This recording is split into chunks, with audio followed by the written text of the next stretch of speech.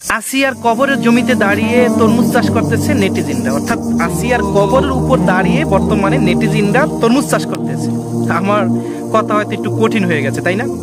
আচ্ছা, আমি ব্যাখ্যা করে দিচ্ছি। দেখেন, 2 দিন আগেও সামাজিক যোগাযোগ মাধ্যমে তুমুল ঝড় তুলেছিল সেই আমাদের ছোট্ট বোন, 8 বছরের ছোট্ট বোন আসিয়াকে ধর্ষণ করে যারা হত্যা করেছে তাদের বিরুদ্ধে তাদের ফাঁসি এবং তাদের বিচারের জন্য আমরা সবাই আলটিমেটাম দিয়েছি। কেউ 24 ঘন্টা, কেউ 12 ঘন্টা, কেউ 72 ঘন্টা, এভাবে যে তাদের সেই ধর্ষণকারীদের বিচার হতে হবে। অর্থাৎ আমাদের যে ছোট্ট বোন আসিয়াকে ধর্ষণ করা হত্যা করেছে, এটা কেউ মাইনে নিতে পারে না, এটা সবাই এর দ্বারা ব্যথিত হয়েছে। সোশ্যাল মিডিয়াতে আমরা এরকমটাই দেখেছি, সামাজিক যোগাযোগ মাধ্যমে, আপনার ফেসবুক সহকারে। তো যেদিকে স্ক্রল করতাম সেদিকে দেখতাম যে এই বিষয়ে খুব হুঙ্কার, অগ্নিজরা বক্তব্য এবং সবাই প্রতিবাদ জানাচ্ছে। হ্যাঁ, আমরা একমত ছিলাম, আমরাও চাই যে সেই আসিয়া হত্যাকারী যারা ধর্ষণ করেছে তাদের বিচার হোক। কিন্তু আফসোস, 2 দিন যাইতে না যাইতেই সেইটা সম্পূর্ণ ধামাচাপা পড়েছে, সেইটা একেবারে মাটি চাপা হয়ে গিয়েছে। সামান্য সেই তরমুজ ব্যবসায়ীর 2টা কথাকে নিয়ে খুব মাথামাতি করতেছে, এইটাকে আমরা ট্রেন্ডিং এ উঠিয়ে দিছি। আপনি ফেসবুকে ঢোকেন, আপনি ফেসবুক, ইউটিউব স্ক্রল করেন, দেখেন কোথাও এখন কিন্তু আর সেই আসিয়াকে নিয়ে কোনো নিউজ দেখতে পাচ্ছি না।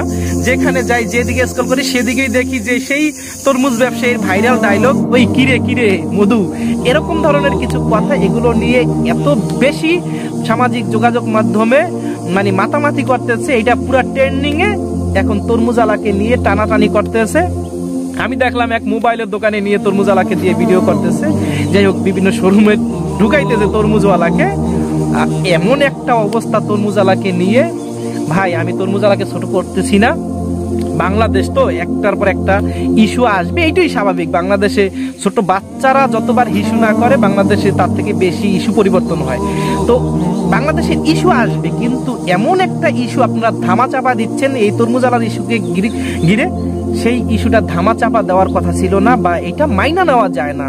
আসিয়া ছোট্ট 8 বছরের শিশুটাকে গণধর্ষণ করেছে এবং এক পর্যায়ে সে মারা গেল। সেই বিচারটা আমরা পাইলাম না। খাড়াখাড়ি আপনারা অন্য ইস্যু নিয়ে এত মাতামাতি কিভাবে করেন?